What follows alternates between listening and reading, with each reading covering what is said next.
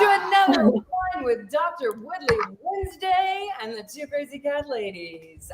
Welcome, everybody. Thank you guys so much for joining us. I swear, it does not matter what my hair looks like in the mirror. Still. It looks beautiful. It looks beautiful. So vain. Oh my goodness, starting off tonight with a bang. Tina's dropping 1,200 stars for Mission Meow. Katie, tell us what you're drinking tonight. Okay, so I am drinking seltzer water. I'm not sick. Don't worry. I started a 75 hard challenge today. I don't know if you've ever heard it. I did. Yeah, like it's a year later when I did the first one. It's like phase 1, so no alcohol for the next 75 days. We'll drink it for you. Yeah, enjoy it.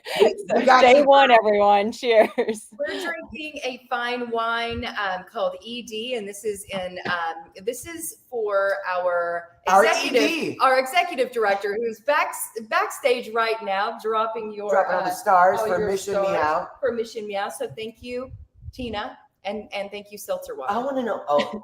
Don Edmundo. So why is it backwards? ED. So it should be Don. It should be DE. You know what? We'll work on that later. How are you? Warm welcome to so many VIPs I see showing up here tonight. You guys can start dropping your questions for Dr. Katie. For anyone that has not met you, you beautiful, life-changing, incredibly helpful, motivating, inspiring human. And veterinarian. And just so happened to be a veterinarian. Could you give everyone just a brief intro into your wondrousness? No, you ladies are so wonderful. So, of course. So, for everyone new here, welcome. So excited for you to be here. I'm Dr. Katie Woodley, the natural pet doctor. I'm an integrative holistic veterinarian in the Northern Colorado region, but we do education online for pet parents across the world because we're on a mission to make sure that you, as the amazing cat parent that you are, have the tools, the knowledge to feel empowered to support your cats through all their life stages so that they live a long and vibrant life. So I'm so excited to be here and answer your questions. I swear together, we are going to absolutely build the longest living cat in the world. Yes. Seriously. I mean, we're collecting enough to get good results. So between all of us, the over-under on us is probably. I know. If Ryan's listening right now, my husband, he's like, 3 is the max. 3 is the max. Little does he know, we need some more diversity in our house. Yeah, I said that once as well. Yeah. Wait. Thank you, Robin, for 500 stars for Mission Meow. Robin. You guys, the all your stars. Catsbury Park is actually Mission Meow's first 5013C, whatever, that nonprofit towards cats. They're going to help build they've outgrown their space and they're moving into a bigger space, and you guys as stars are contributing to allowing them to save more cats. So thank you guys so much. Marilyn is here. She said, hello, I'm feeding the dogs and cats. Be right back. You've been warned. Love Marilyn's warnings. Jackie, thank you so much for joining. So do we have any questions yet? I want a couple kittens to bring some joy into this house. Madison. Hey, you guys, I'm thinking since we don't have any questions yet, can we start off with your amazing webinar that you have coming up? I really think that's probably going to start the questions coming in super hard. Hey, Lisa. But tell us a little bit about this webinar that's coming up, when it is, what you'll be covering. And I know Sissy will be dropping the link for everyone that wants to learn a little bit more. Yeah. So one of the things that I talk about quite a bit with animal pet care, so dogs and cats, is gut health. So we like talking about nutrition quite a bit and, talking about species appropriate food. But the reason why we talk about nutrition is because that's what's also supporting gut health. However, the thing that's commonly missed, for one, is gut health, but 2, a lot of our cats are going to see vomiting, diarrhea, allergy issues, gassiness, behavior problems, and the same with our dogs. So this applies to both dogs and cats. And what we're going to be doing is we're going to be hosting a free webinar to go over our 3 top secrets on how to fix your pet's gut health. Because a lot of times these symptoms are treated and the root cause is missed, and we need to dive a little bit deeper into what can actually affect gut health. So nutrition, toxins, emotional health are some of the big factors that we're gonna go deep on. And that webinar is going to be September 15th at 5 p.m. Mountain Standard Time. So anyone can register. We're going to cover both dogs and cats. We're going to talk about some of the testing too to help identify where some of these imbalances are. So that way you guys can get results rather than continuing to go back and forth to the vet clinic, spending all that money, the frustration, the worry, the stress of watching your pet not get better and potentially get worse. So we're going to be holding that free webinar. I hope a lot of people jump in on that and learn a little bit with me. And we're going to be taking questions at the end too and doing a Q&A once we finish with the presentation too. I love that so much. Wonderful. We just dropped the link to that free webinar right here in the comments, guys. So go ahead and sign up. It's a free webinar. All you're going to do is gain more knowledge to help your cat's gut health. And I love that you said a lot of the times that the only thing that we're doing is treating the symptoms and not getting to the root issue. But sometimes those treatments of the symptoms actually make the root issue worse. Yes. So it is, this is really, I'm so grateful that you're doing this. So many issues start in the gut, but so many people reach out to us every single day. Yeah. And I really encourage everyone, even if you don't have a cat that is dealing with gut issues right now that you don't identify, please jump on this webinar because it is something that is going to affect so many of our kitties. And this is going to be a really amazing proactive way that you can start addressing your cat's gut health before you start seeing symptoms. So thank you for doing it. Here's the other thing too, because a lot of people are like, well, I have to go to the vet to get these tests done. I'm going to be covering some of the tests that you can order from home to actually run on your cats and your dogs too. So that way you can actually identify, because that's exactly right. Like what Adrian and Jay are saying is that if you have a healthy pet, let's keep them that way. We don't want to wait until issues happen. And so if we can do some of these diagnostics as a preventative test to get an idea of what's going on internally, oh my gosh, it can make such a big difference. And so you are going to get tools that you can implement right away to start helping your pets. So that way, if they are healthy, we keep them that way. If there's problems going on, that you can figure out what is causing it so that you can fix it. I love that so much. Okay, so we have questions coming in now. Yeah, they come. Let's start with the first here.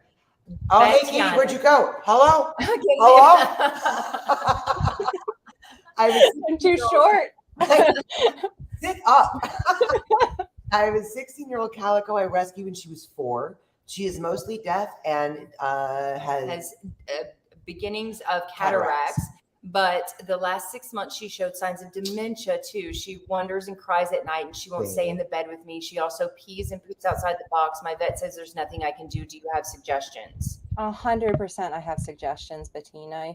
You're sweet kitty. So this is where, there's a couple different ways I would approach this. And I'm not sure what the vet has done in terms of like blood tests. I'd be making sure that we're checking a full blood profile. So CBC, biochemistry, and also a urinalysis and a thyroid test to make sure that we're not seeing like signs of hyperthyroidism, which can be more common in cats, especially as they get older. Rule out underlying kidney disease, liver issues, things that could be creating some of these symptoms that you're seeing. So I do that first if that already hasn't been done.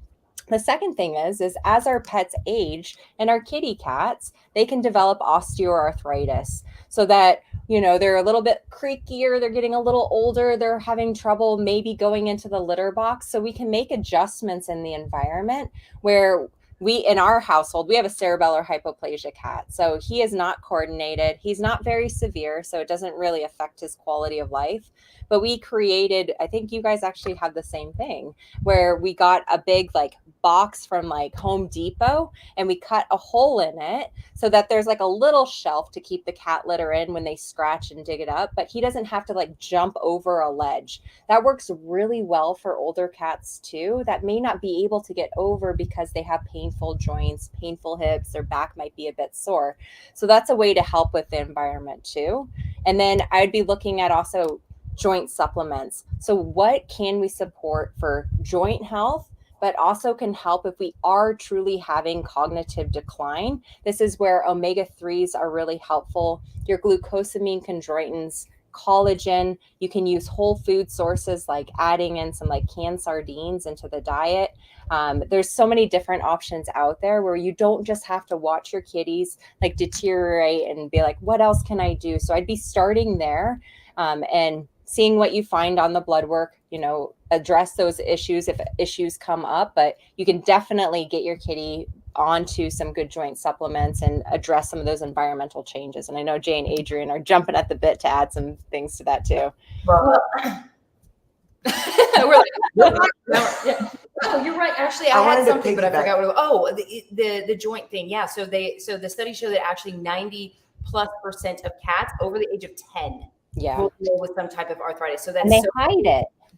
And yeah, they mask it because they're stoic, because they never want to show weakness, right? So it's not, they hide it from us. They're not going to be like, hey, my knee is hurting. But I do have to say, our 18-year-old was we took him in. He was doing the same thing, Bettina. He was howling at night. He was seeming a little bit like he wasn't always like confused. We took him in. We did a full blood panel. We did all the stuff and things. He was super healthy. No like other issues that would cause this.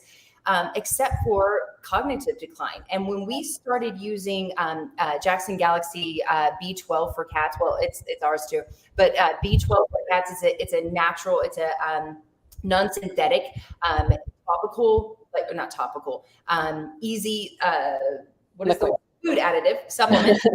Thank you. But it has no smell or taste or anything like that to our cat. So it's great. And he stopped having all of those cognitive issues as well. Yeah, it was really helpful. And the only other thing that I was going to piggyback on top of that was exactly like Dr. Katie said, we really want to look at their resources. So their food, their water, their litter boxes. We want to make sure, especially if they're dealing with health, joint issues, that sort of thing. Want to make it as easy and accessible as possible. Right. We actually use 90-quart storage totes, those big boxes that Dr. P was talking about. We use storage totes, just cut out an entrance for them, keep that threshold super low, and it's big enough for them. They can do whatever they need to do in there, and it doesn't have to be something they got to jump in and out of. Thank you, Rob Milligan, for 2 stars. Two thoughts also to follow up with. So there's a couple. So CBD is another that I use all the time for my patients and my own cats. And that can also help too if there's some anxiety associated with like the aging changes. It helps reduce inflammation, can support gut health. There's a lot of CBD receptors in the gut. And then the other thing that we do a lot of with our patients are hair tissue mineral analysis tests. And that can help us identify if there's heavy metals, if there's vitamin and mineral imbalances. So if they don't have enough like calcium and magnesium in their body, this is where we can see some changes. If there's too much heavy metals like aluminum or lead or mercury, which can accumulate and cross through the blood-brain barrier, we need to know that. So that way we can support those detox pathways and help bind to those heavy metals. And there's safe ways that we can do that so they don't have detox reactions. But that test can be really powerful, and it just requires a little first sample. And we create reports and help guide you with that. So that's another option too. If you're finding like you're trying these things, you're kind of stuck, you're not sure what to do next, that's a very non-invasive, easy test that we can do to, just dive a little bit deeper into where imbalances may be. I love that. I love that. And also, I meant to say this before we jumped on live, but I'm just going to say it live. When you're at AHVMA, I want you to meet Angie or Angela from CBD Dog Health. Yes. You guys will absolutely love each other. I'm just going to say watch yourself. Okay, Jackie has a question. My cat was in the ER due to eating a large string of yarn. Found out she had high calcium levels, most likely due to a dry food diet. What other ways can I prevent my cat from eating plants or inedible materials around my house? So I'm going to that high calcium level, which is interesting. So because that can be due to, I'm guessing, Jackie, they ruled out other health conditions like parathyroid issues, kidney issues, because with dry food, it's good, hopefully transitioned off. That will definitely help. Biggest thing with like plants and eating plants, cats will eat plants. And so making sure that the plants are safe for them and non-toxic is really, really important. And also too, like what we offer in our house is we grow like wheatgrass or different grasses so they can chew on that. And it's a safe alternative so that they can, it's part of like what they need for their gut health, and like it's extra nutrients, and it's not toxic, and it's not going to create harm. So making sure they have something like that. And then we have plenty of plants, and they leave them alone when we provide them with other sources of, entertainment and nutrition. Yeah. And I would also add in there, Jackie, that I would 100% recommend joining the free webinar with Dr. Katie on the 15th. And that's because we had a cat with pica, right? Is basically what this one right here. This is actually so cute right now. But she also would eat things like strings and plastic and stuff like that in the house. And you really have to be adamant about keeping those away from them. Vigilant about keeping those things away from them. But when speaking with Dr. Karen Becker, she said that 90+% of her patients that came to her with a pica kitty, it was actually a gut imbalance that was causing them to want to eat these other things, inedible objects in the home. And so we really focused on her gut and really helping to build her gut. And now she doesn't do, the only time that she even dumpster dives anymore is when we're late waking up and she's just trying to get our attention to be like, get up and make me food. Let's go. It's like the same with dogs, especially eating soil. So if you have, some cats, I mean, they go out, they're indoor, outdoor, and you might notice those behaviors, but especially if you're noticing that also with your dogs, that's definitely a sign that they're seeking like vitamins and minerals from the soil. Yep, absolutely. Okay, Madison has a question for you. When I syringe gut soothe into Tommy, should it be thick or thin in consistency? Madison, I know you're going through a lot of things with your Tommy. And so with gut soothe, I would do it whatever consistency is the easiest to make it as like quickly and less stressful as possible. And so, I going to the side of the mouth when you're having to use that if you won't eat it in the food, and just going slowly but consistently. Like if there's too many like clots with like the powder, because it's a powder and you're dissolving it in, either broth or water, and you just don't want like clots in it, because then the syringe can get stuck and then it's stressful. And it's stressful for everyone is what I find. But, I would just find the consistency that works the best to smoothly just press it into the mouth and not cause stress in the household. Perfect. And Chris has a question. I used to be a dog groomer, and some older dogs used to come in with questionable bumps. I was told it was a growth normal for older dogs as well as skin tags. My question is, can cats get them also? Yes, they can. And so just because something's common doesn't mean it's normal. Right. So lumps and bumps are a sign of an imbalance. So especially like dogs, they tend to get lipomas more, those fatty masses. We call them benign because they're not usually going to turn into like an aggressive form, break open, ulcerate, cause harm. Sometimes they can get really big. I've actually removed personally a 40-pound lipoma from a dog's abdomen, and it took 3 of us doctors to do the procedure. It was the craziest thing. That's not normal. And so the thing is when we look at that, well, why is that pet developing these lumps and bumps? What's off? Is there something in the nutrition we're missing? Do we need to optimize the diet? There's all these other toxins can be a source of where we're having stagnating energy from a Chinese medicine perspective. So there's a lot of different factors, but lumps and bumps are not a normal process of aging. It's a common process for a lot of dogs and cats, but we need to go deeper. So if you have a pet that continues to pop up with these lumps and bumps, we need to start looking deeper into finding those imbalances. I agree. Great answer. And I love that. Here's my wordsmith. Rob is here. Thank you again for the stars, sir. I invited the freeloaders. Those are his cats. They just licked their butts and went somewhere else, so I'll ask for them. I'm seeing way more big pea clumps than deuces in the litter box. Is that a sign of good hydration? The poo is pretty firm and less in quantity. Is that the body using the food more efficiently? I love litter box questions, Rob. So that's creative. I love it. So Rob, my question would be, was there a diet change? Has there been change in the amount of, like, some people will add moisture to their cat's food, which can increase the urine output. If there has been no diet change, no increase with you actively adding in moisture into the food or into their life, then the fact that we're seeing bigger pea clumps would be a concern for me. And I would say I definitely would get blood work done and also check a urine sample to make sure there's not a UTI, a urinary tract infection, or something else going on that's causing them to urinate more. So I would definitely be looking into that if that's a change and nothing else has changed. And it's never a bad idea to just check anyways, because we're having a change in behavior.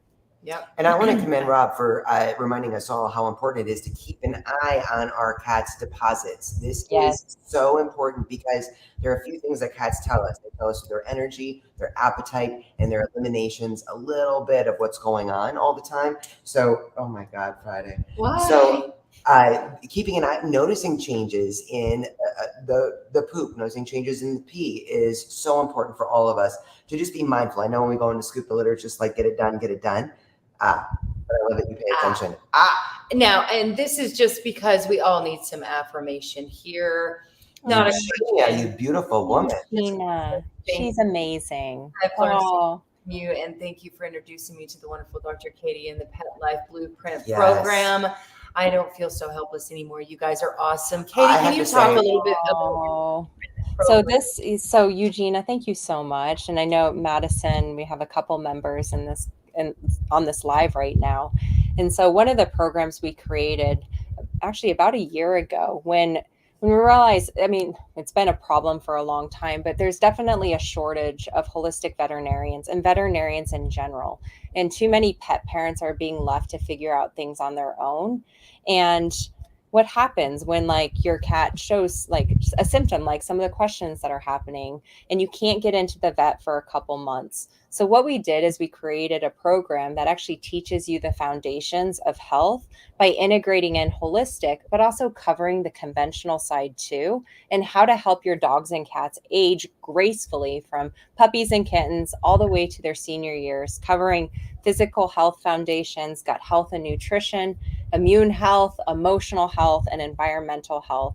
And what we do is we have easy to use frameworks that you can go through. And it also talks about how everything is integrated together and how all these different systems work together.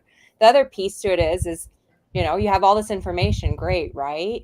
Just like being online, but navigating that and implementing it, and questions come up. So we actually do 2-hour Q&As every single week to answer your specific questions. And then we have a private community where you can get guidance and feedback and support from our amazing members like Eugenia. So I appreciate that, Eugenia.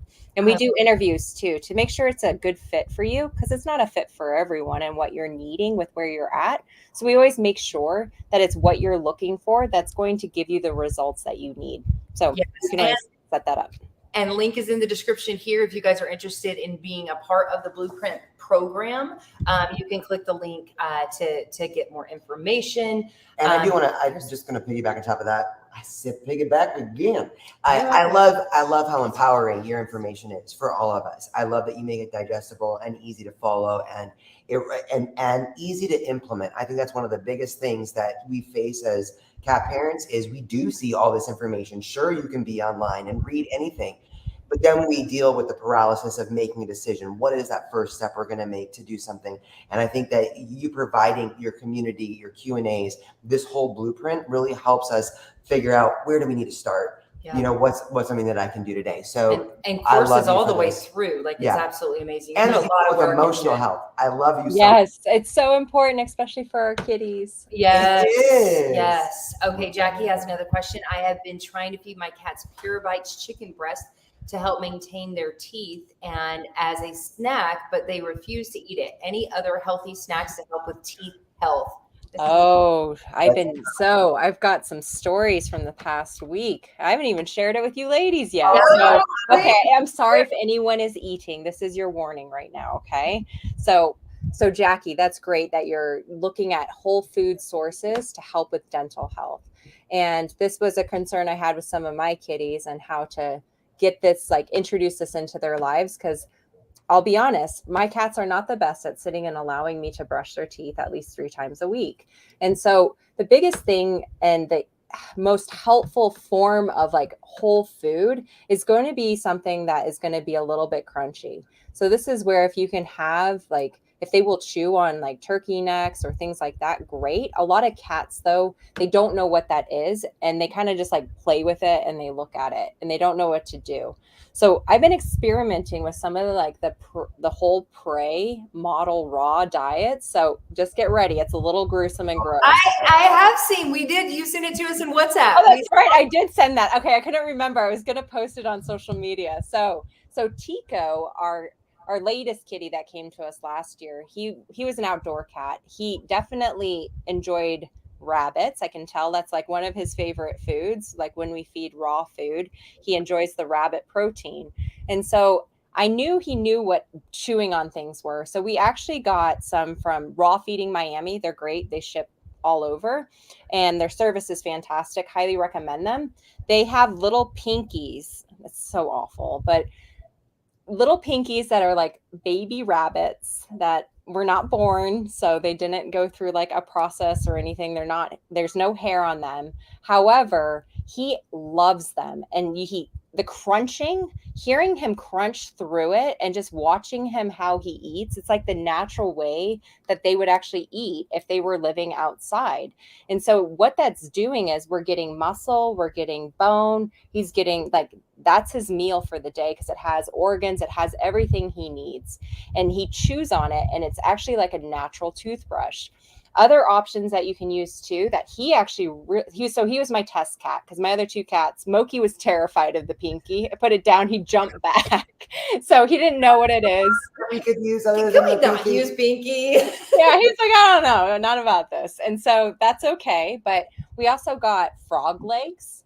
So, and he loved it. And he, you can separate them apart, and he ate one. And the crunching, that is the thing that we need. So like freeze-dried treats, okay, they're helpful somewhat, but we really want these thin, like the bendable bones, the gentle bones that they can chew on, surrounded by raw meat. That's important. Raw meaty bones are helpful. So if you have cats that you feel like, okay, they may actually be into this, I highly recommend doing it.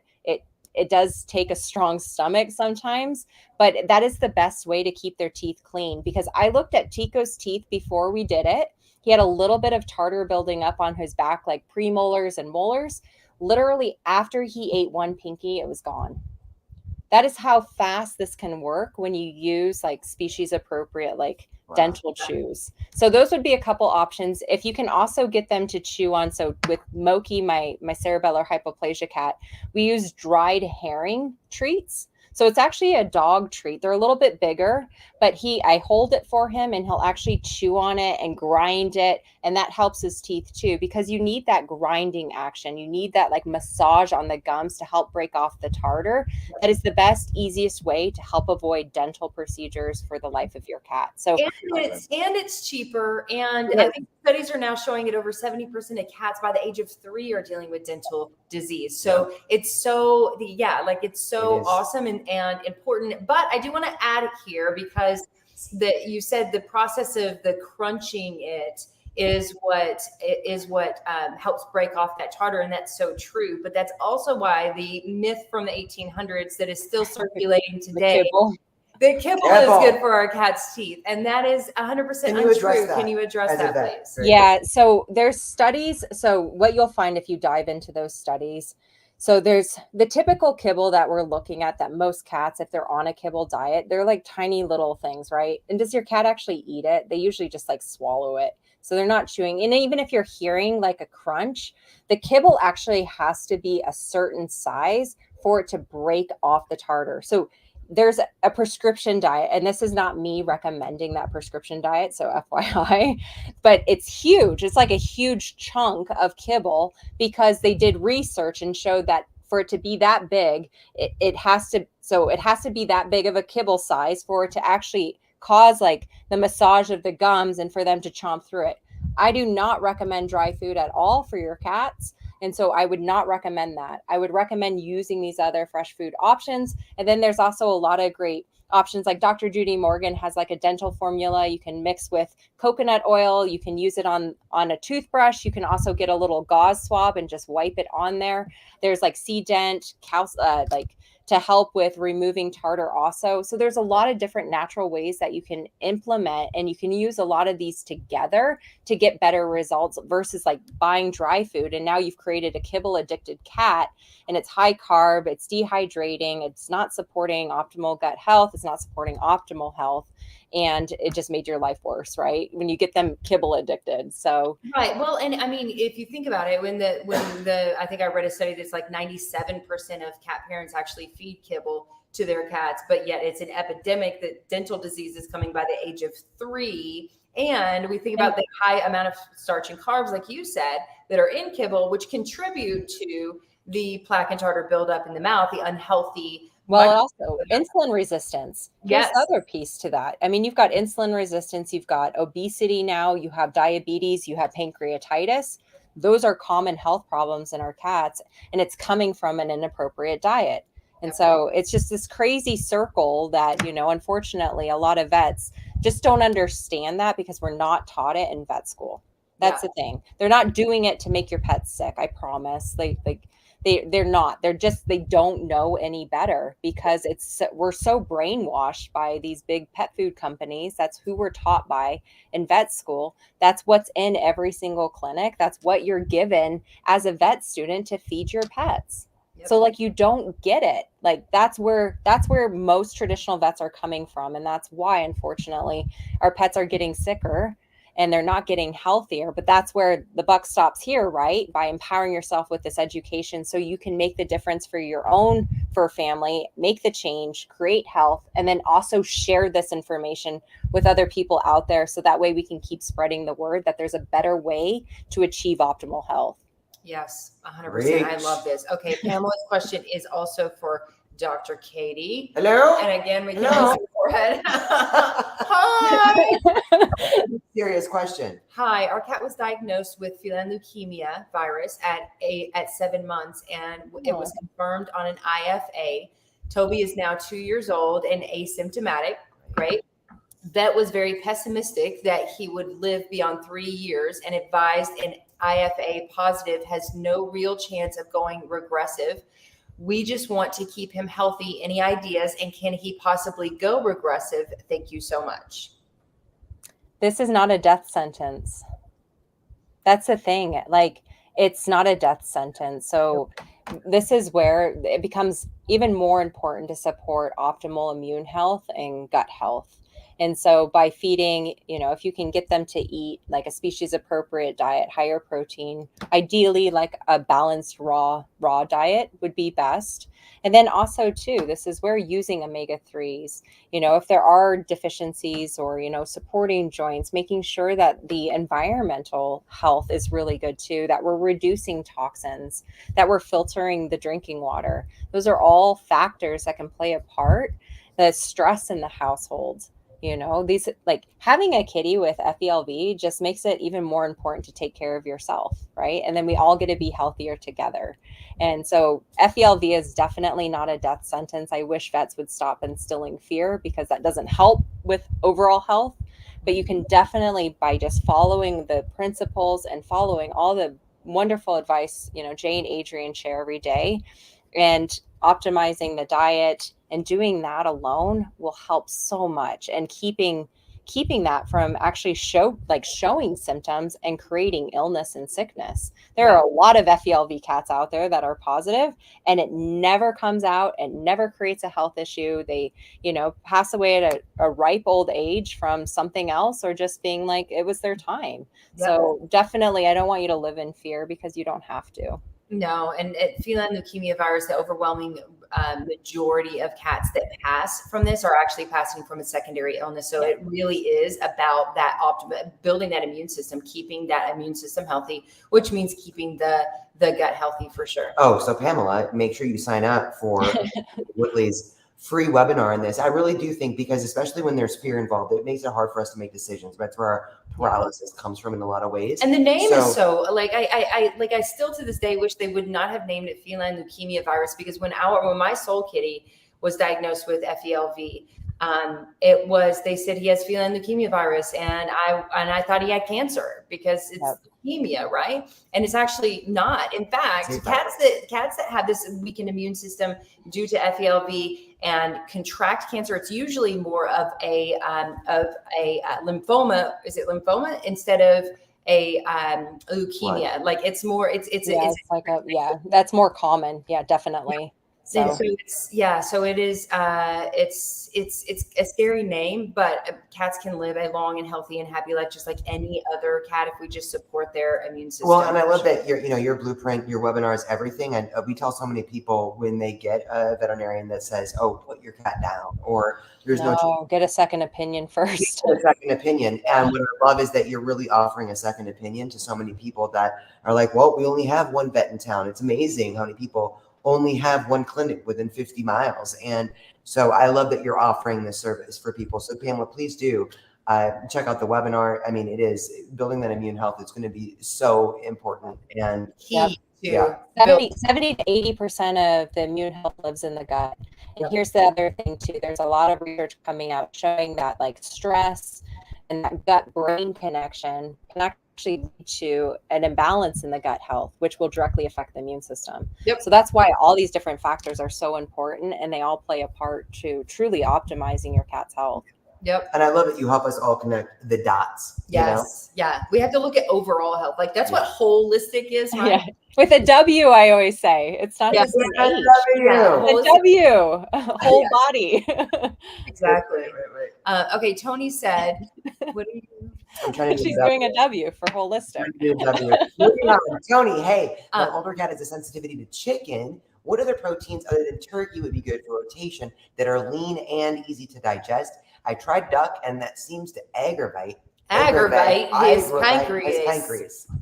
Yeah, so this is where rabbit is a great option to try. That's nice. That's one of the leanest meats that you can use. Rabbit. I mean, rabbit. No, you're like, you really went crazy this past week. Go get a robin. Just, let them hunt. So rabbit, the rabbit. And so that's a great one that's pretty easy to find now, which is really nice. Other options too. I mean, it depends on, of course, the animal, because from a food therapy energetic perspective, does the cat tend to run hot? Tony, I don't know if this is the hyperthyroid one, or if this is a different cat in the family, but hyperthyroid kitties tend to run hot if it is. So we'd want to use more cooling or neutral proteins. Now, the neat thing is, because we're on such a great movement with feeding species appropriate diets, it's a lot easier to get things like ostrich and alligator and, get a lot of these novel proteins too. So if there is a food sensitivity and we want to use a food or a protein that the cat's never been exposed to, that's an elimination diet trial. That's ideal. What you want to do to help give the body and the gut a break to help resolve that inflammation. So ideally picking a protein something like that, rabbit's the easiest. There's so many great brands that have pre-made raws. We use small batch rabbit in our household consistently. There's just so many. I know Fetching Foods, there's Viva Raw, there's all sorts of Smalls is another great one. There's just a lot of different ones, but I'd start there. The other one too that works for a lot of cats, especially in the raw food form, not the processed food, is beef. So beef is energetic protein. We lost you. Lose me? Yes. Yeah. Okay. I hear you guys. Okay. Oh, there you are. Okay. There you're back. Did you hear any? So did you hear the beef? We heard the word beef. We heard beef, and that was it. That's where we lost. Okay, so beef would be another good option when we're feeding actual real beef, not processed beef, in kibble form. And that's a great neutral, energetic protein that you can use. So if you have a cat that tends to run hot or tends to run cold, it's right in the middle. So that would be another one that you could use that's really easy to find and pretty affordable also. Awesome. And I have to do a shout out to Rabbit because it is our cat's right now. Well, they love it. For a couple of years, it's been their absolute favorite protein. But I love that you mentioned ostrich and alligator as well, because we have both in the freezer. We do. Yeah, I've got kangaroo in ours. I haven't made a meal with it yet. Our cats are they're eating so many different novel proteins. It's good. That's good. I mean, it's so great. They're camel. Camel. Yeah, camel. I know. That's the thing. there's so many. Bison is another one that can sometimes be. Keep in mind your red meats are going to tend to be more rich. So if you have a cat that's like has a sensitive stomach, go slow with the transition. You know, you don't always have to switch 100%. You can mix in a little bit, see how they do. Support that digestion, do their digestive enzymes, do your probiotics, support them there, and then do a slow transition over. Yeah, I love it. Great question, Tony. Okay, Laura has a question. Hi, ladies. How do you ladies keep up with the hair in the house? Oh, this is such a great question. I utilize my husband. Oh, it's a fact. If he's listening, I don't know if he is. He's probably like, she does. He uses one of those. I know, you can borrow him if he's wonderful. So he sounds amazing. Yeah, unfortunately, I mean, we're blessed that downstairs in our household we have hardwood floors, so we can either vacuum it or, you know, sweep it up. But it is, I mean, definitely we noticed a difference going from 2 cats to 3 cats. There's a lot more hair. And also we brush our cats regularly too. That can also help too with some of the shedding. And then, you know, feeding good quality food, supplements, supporting a good skin coat health can also help with reducing shedding, but they're going to shed, you know, there's going to be fur. And honestly, like, we're all like pet lovers. So I always joke when I'm at a nice event and I have fur all over me. I'm like, oh, well, I'm a vet. This is my kiddos on me. Yeah, absolutely. I do have to say that it is a massive difference in our household from feeding a kibble diet to feeding a raw, species appropriate balanced diet. It is a massive difference in shedding. And of course, we add in all of the other supplements too. So our cats get the digestive enzymes and the probiotics and the omega-3 fatty acids. And they get so many supporting supplements that help to build the hair or help to build the health of the hair and the coat.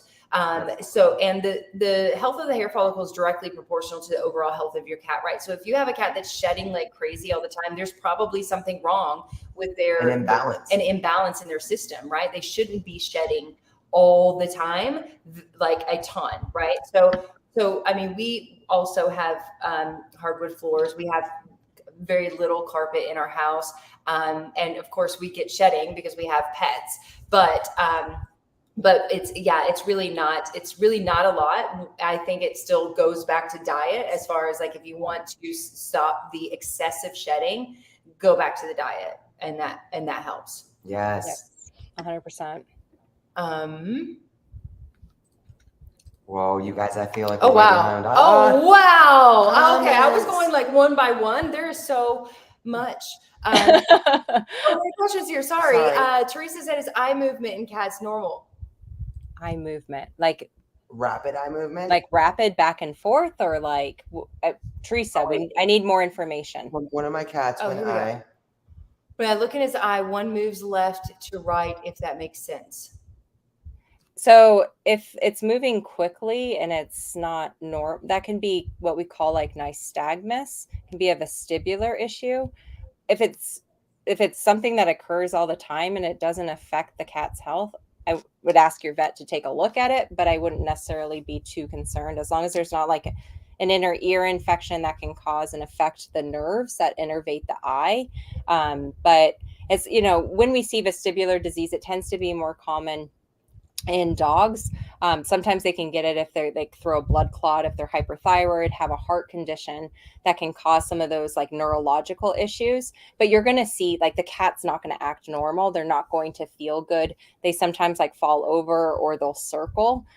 So it's hard to say. It's hard to say. If you're worried, I definitely would just have the vet do like a neurological exam and take a look in the eyes and check that all out. Yeah. Especially if this happens suddenly, if it's like a sudden change in the eye, whatever, then I would definitely check with your vet. There are so many questions. I didn't know we were this far behind. One little hint I do want to say we always try to do if our cat is doing something that's like a sudden change or we try to get a video of it so that we know our cat's not going to recreate the behavior at the vet clinic under stress. So if you got an issue that you're concerned about, try to get a video so you can show your vet what your concern is. And that can be really helpful when you go in for an appointment. It can also be helpful if you can just send that. Yeah, sometimes you can avoid the appointment by sending it to your vet and getting, my boy will be 9 in November and is very healthy. Is there anything I can do to help him as he gets older? Join the free webinar. And also too, Amy, the stuff that we were talking about with, who was it earlier? Oh my goodness. I forgot who the first question was, where we were talking about cognitive decline and dysfunction and aging. So this is definitely something, your joint supplements, your omega-3s, utilizing that can help tremendously. And then once again, like the gut health is really, really important, because we know as our pets age and they become seniors, they actually produce less digestive enzymes. And so we don't want to like put the pancreas under stress already, especially with cats, because they can be more prone to pancreatitis and flare-ups there. So we want to make sure that we're doing all we can to support, the digestive enzymes, breaking down the food, making sure that they're absorbing their vitamins and minerals. So that way we are truly optimizing joint health and the rest of the body too.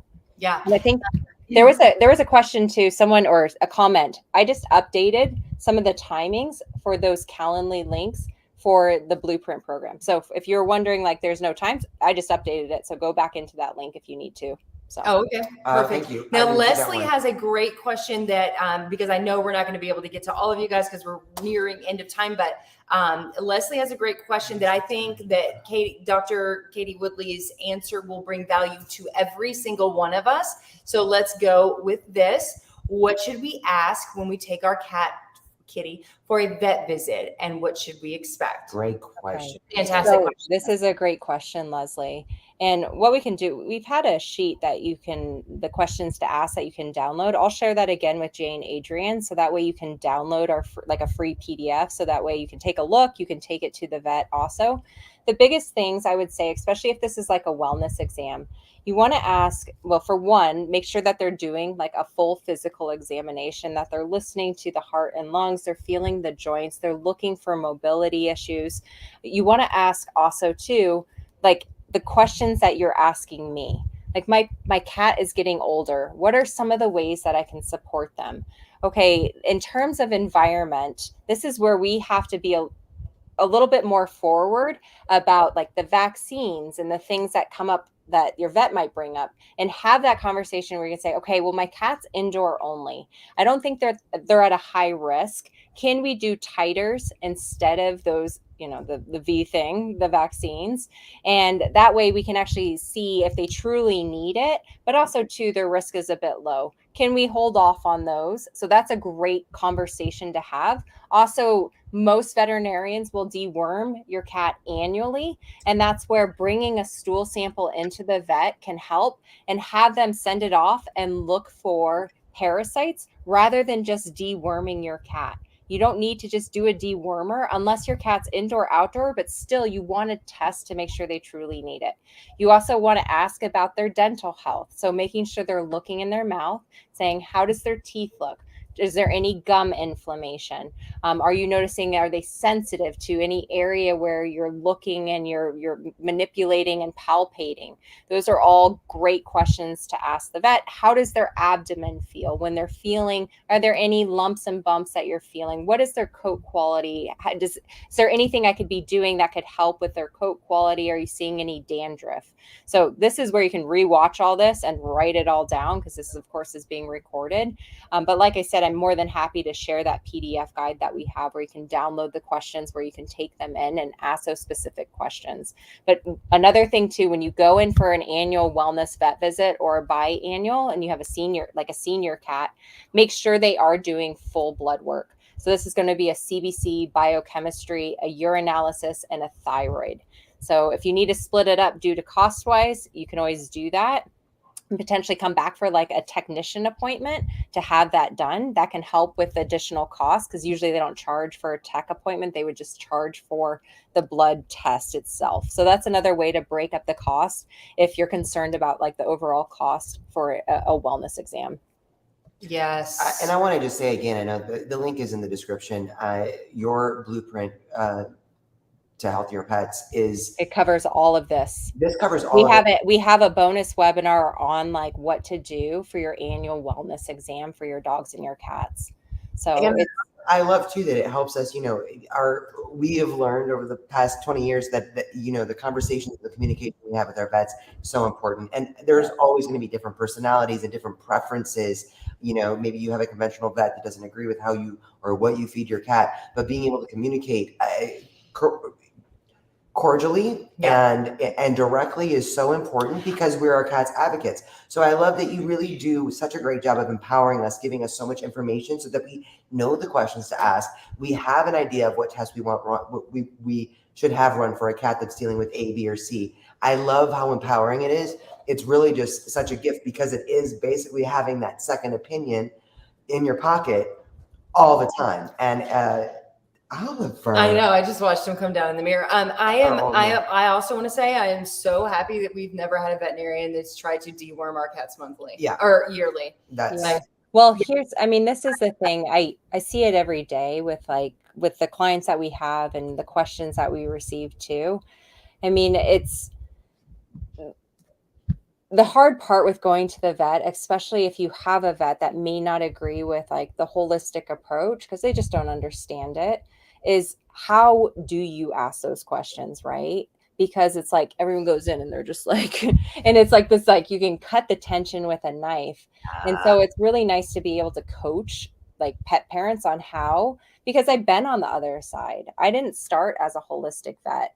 And I remember at the very start of my career, years and years and years ago, people would ask me questions and I'd be like, I have no idea, but I don't want to say, yeah, go ahead and do it and then cause harm to that cat or that dog. And so this is something where, being able to say like, oh, well, what are your thoughts about this? Here's some resources on feeding a raw food diet. Here's some research on like the microbiome. Also, so rather than like me doing this, or if you are, I'm following this veterinarian's like recipes that are balanced. And then what it does is it disarms the vet.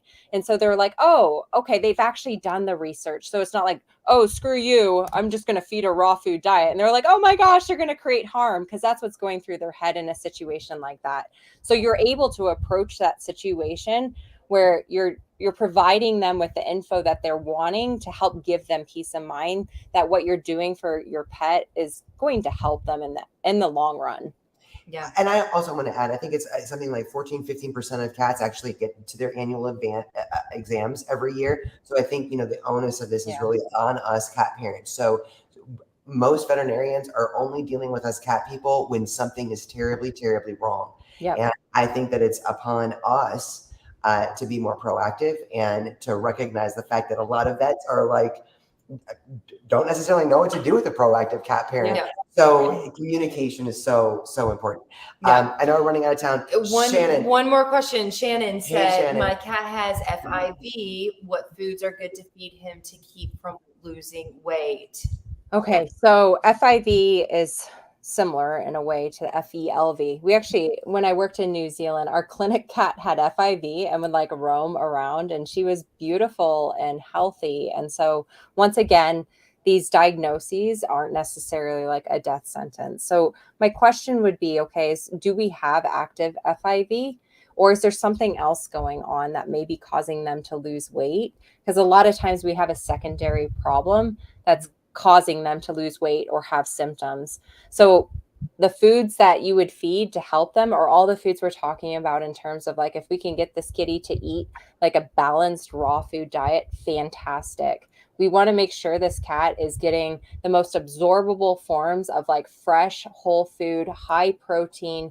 The nutrients, the vitamins, the minerals are easily digested, and that's going to come from a less processed diet.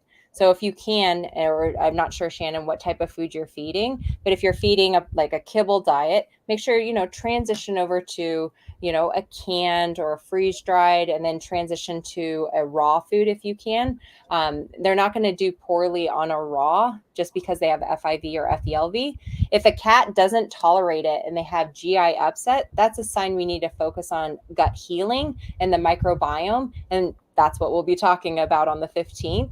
So definitely join that webinar, because you'll get some other like tips to help with absorption, because we can feed all the food we want to our cats, but if their gut health is not optimized, they're not going to absorb it. And so that's a big thing to keep in mind. You know, you can feed all the great food, but if their pancreas isn't working, they don't have digestive enzymes, the microbiome, the good bacteria are offset by bad bacteria. It can be really frustrating in that situation. I wanted to ask Sissy, who is our beautiful executive director here in the background, could you drop that link for Dr. Katie Woodley's webinar on the 15th again for everybody, just as a little, for anybody that's jumping on a little late. Yeah. And I do want to ask one more question, because this is such a great question. I think it's one that we're asked quite a bit. I'm sorry. Ryan. My husband's in the comments with the broom. He's probably sweeping up the cat for as we speak downstairs. Ryan, happy anniversary. Ryan, I love you. Yeah, happy anniversary, you two. Yeah. 10 years, 16 years together. Is amazing. Absolutely amazing. I can't wait. I cannot wait to meet you in person. Okay. Here's the actual last question. Yes, I saw that. I wanted to answer that. Fantastic. Right. Stacy, it is never too late. And so this is also where, if there are, like I just mentioned, if you have a cat that has a sensitive GI tract, we've got to support gut health first, so that way they can digest the food. And so if there's any concerns with it being too cooling, of course, you can do a slightly lightly cooked diet, and some cats do better with that. But once again, if you're concerned, just go slow with the transition. I always say start with a quarter new, 3/4 old. Do that for 3 to 5 days. Make sure there's no GI upset, so no vomiting, diarrhea, excessive gas. And then go half and half, 3 to 5 days. And then go to 3/4 new food with a quarter old food, 3 to 5 days. And then 100% new food.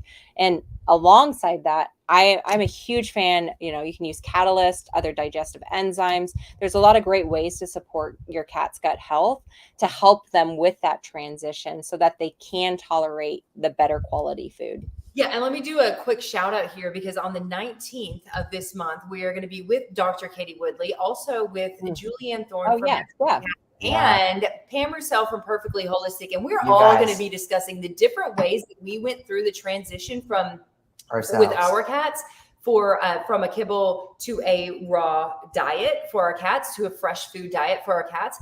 And so definitely join that. But I also want to just throw out there that when we started the transition, the reason was because our 18-year-old at the time was diagnosed with kidney issues. And that was like our turning point. We had been doing a bunch of research. We had already switched over to a canned food diet. We were thinking a little bit. We were adding like a little bit of like, she was scared to death. But when we got that diagnosis, I was like, this is the time. We're doing it now. And I'm going to take the reins. We're going to do it.